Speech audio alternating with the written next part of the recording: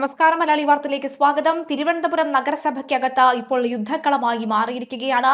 വെറുതെ യുദ്ധക്കളം എന്ന് പറഞ്ഞ വെറുതെ ഏറുകരുന്നല്ല, അക്ഷരാർത്ഥത്തിൽ യുദ്ധക്കളം തന്നെ ആയിരിക്കുകയാണ്. BJP കൗൺസിലർമാരും അതുപോലെ തന്നെ UDF കൗൺസിലർമാരും തമ്മിൽ കയ്യാങ്കളിയിലേക്ക് പോകുന്നു.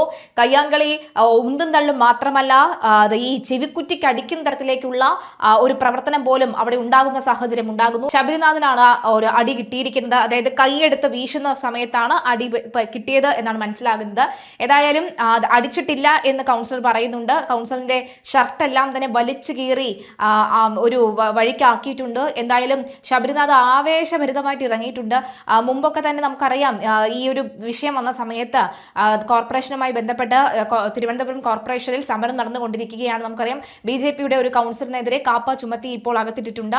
അതിന് പിന്നാലെയാണ് ഇത്തരത്തിൽ പ്രതിഷേധം ആരംഭിച്ചത്.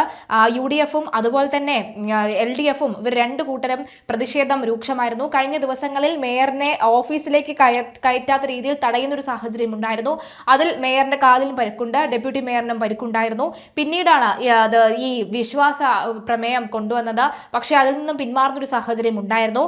അതിനെ എതിർത്തുകൊണ്ട് വീണ്ടും അതായത് ഇപ്പോൾ ജയിലിലുള്ള കൗൺസിലറിനെ പുറത്താക്കണം എന്ന് പറഞ്ഞുകൊണ്ടുള്ള ആവശ്യവുമായി ബന്ധപ്പെട്ടാണ് UDF ഇപ്പോൾ പ്രതിഷേധിക്കുന്നത്. ആ പ്രതിഷേധം പിന്നീട് ഇവിടെ ഈ കോർപ്പറേഷൻ കൂടിയ സമയത്താണ് പ്രശ്നമായത്. രജിസ്റ്റർ ബുക്ക് തന്നെ എടുത്തെറിയുന്ന ഒരു സാഹചര്യം ഉണ്ടായിരുന്നു. മേരി പുഷ്പം വൈഷ്ണവ അടക്കമുള്ള കോൺഗ്രസിന്റെ വനിതാ അംഗങ്ങളും ഈ ഉണ്ടിനും തലിനും ഇടയിൽ പെടുന്ന ഒരു സാഹചര്യം ഉണ്ടായിരുന്നു. അങ്ങനെ വമ്പൻ പ്രതിഷേധമാണ് നടന്നുകൊണ്ടിരിക്കുന്നത്. എന്തായാലും കൗൺസിലർമാരുടെ പ്രതികരണം വരുന്നുണ്ടെന്ന് കേൾക്കാം. എന്നാണ് BJPയുടെ നയമെങ്കിൽ ഇനിയും ഞങ്ങൾ അതിനെതിരെ പ്രതിഷേധിക്കുക തന്നെ ചെയ്യും. അറ്റൻഡൻസ് ബുക്ക് ഇവിടെ ഉണ്ടായിരുന്നു. BJP കൗൺസിലർമാര്, സ്റ്റാൻഡിംഗ് കമ്മിറ്റി ചെയർമാൻ വന്ന് ഞങ്ങളെ ഉപദ്രവിച്ചുകൊണ്ട് ബലാത്കാരമായി ഞങ്ങളുടെ കയ്യിൽ നിന്ന് പിടിച്ചു വാങ്ങിച്ചുകൊണ്ട് പോയി.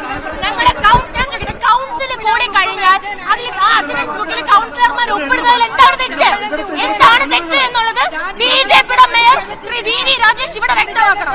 അത് വ്യക്തമാക്കിയതിനു ശേഷം ഇനി ബാക്കിയുള്ള കാര്യങ്ങൾ ഒരാൾ പോലും അതിൽ ഒപ്പിട്ടിട്ടില്ല. ഒരാൾ പോലും ഒപ്പിടാത്ത തരത്തിൽ വളരെ നിഗൂഢമായി അവർ തീരുമാനിച്ച് ചർച്ച ചെയ്ത് വന്നതാണ്. വന്നിരുന്ന ഉടനെ കൗൺസിൽ കൂടി 400ഓളം വിഷയങ്ങൾ ഉള്ളപ്പോൾ ആ അജണ്ട ചർച്ച ചെയ്യാതെ പാസാക്കി ഞങ്ങളെ ഒപ്പിടാൻ സമ്മതിച്ചിട്ടില്ല.